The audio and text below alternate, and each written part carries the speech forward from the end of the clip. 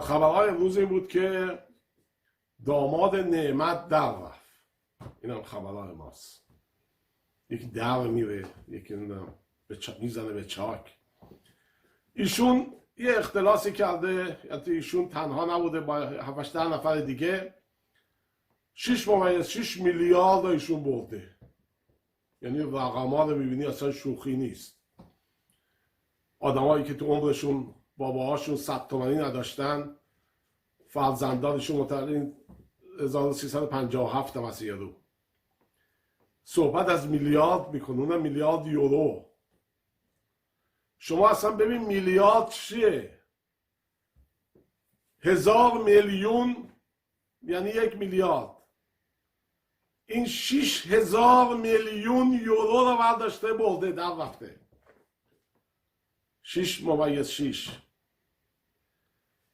در حالی که آقایون این شده بازیشون برای دو زدن تحریم ها. آقا سیدعلی میفرمایند ما زرنگیم، اون وزیر امور خارجه الدنگش هم میگه ما شدیم دکترای دو زدن تحریم ها.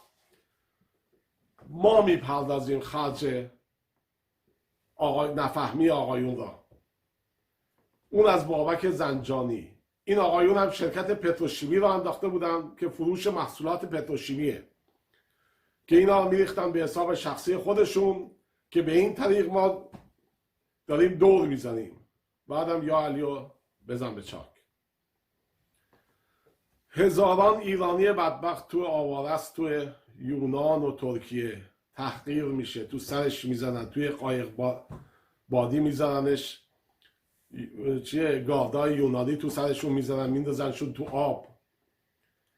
بعدم اگر شانس داشته باشن الان دیگه با چه بدبختی خودشون رو برسونن اروپا. اروپایی الدنگ انقدر بالا پایین میکنهشون و کیس ازشون میگیره و با چی بودی، چرا آمدی، اصلا بی خود آمدی.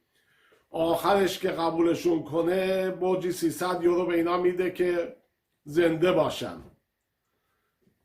اینا اون وقت از یه کشوری آمدن که یه الدنگی با دار و دستش 6/6 میلیارد برمی داره میبره. این دوزا اروپا و آمریکا را کردن مأمن امنی برای خودشون. اگر اون اولی را که همون خاوری بود، همون ایرانی ها اونجا یخش میگرفتن و اموالش میگرفتن و بین ایرانی ها و ترکیه تقسیم میکردن و میگفتن آقا ما قانون رو نمیشناسیم، این شخص دزده، اموالش هم ما توقیف میکنیم. اینا پول از ما میبرن، بعد که آمدن با اروپا و آمریکا ما هم دیگه نمیشناسن. این جالبیش هم همینه.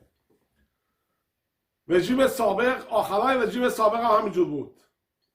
هر روز بانک مرکزی لیست میداد بیرون، این 50 نفر این مبلغ از مملکت خارج کردن، فلانی نمیدونم 1 میلیون دلار، اون یکی 24 میلیون دلار، اون یکی 50 میلیون دلار، اون یکی 500 تا. بعد خود این آقایون میرفتن خارج. نمونهش آقای هوشنگ انصاری، ایشون میلیاردر در اروپا، در آمریکا. یکی از کاراش این بود که به جب بوش، برادر بوش که اصلا شانسی نداشت در انتخابات، ایشون 2 میلیون دلار ناقابل کمک انتخاباتی بهش کرد. این آقا که پوست و گوشتش از ماست، یعنی اموال ما را خورده، 10ها هتل داره و 10ها شهر بازی داره در آمریکا و اروپا. منوچهر گنجی یکی از وزرای وزیر آموزش پرورش بود زمان شریف امامی، میگه که با این آشناییت داره، وزیر بودن با هم دیگه هر دو. آقای انصاری اصلا ایرانی رو نمیشناسه، با هیچ ایرانی روابط نداره و اصلا تو تشکیلاتش هم دستور داده که هیچ ایرانی رو استخدام نکنن. خود خاندان پهلوی هم اموالشون دست ایشونه، ایشون براشون سرمایه گذاری میکنه از جاهای مختلف. برای همین هم است که نمیخوان هیچ ایرانی تو تشکیلات باشه که ببینه چی به چیه. میگم اینا اموال ما رو میخورن، اموال ما رو میبرن و بر خود ما هم شیکی میکنن. اوایل اون انقلاب که شد، خب مردم بعدش افتادن به دام آخوند پوفیوز. دیگه وقت اون نبود که برن دنبال دزدای قدیم. الانم که دیگه وحشتناک شده. دزدای قدیم هم که طلبکار شدن، تازه دزدای جدیدم که میلیاردی دارن میبرن، مردم هم که به کمال بدبختی دارن اونجا زندگی میکنن. بعدم بهتون میگن که چی هستید؟ نمک نشناسید، قدر ما را ندونستید، به دام اینا افتادید.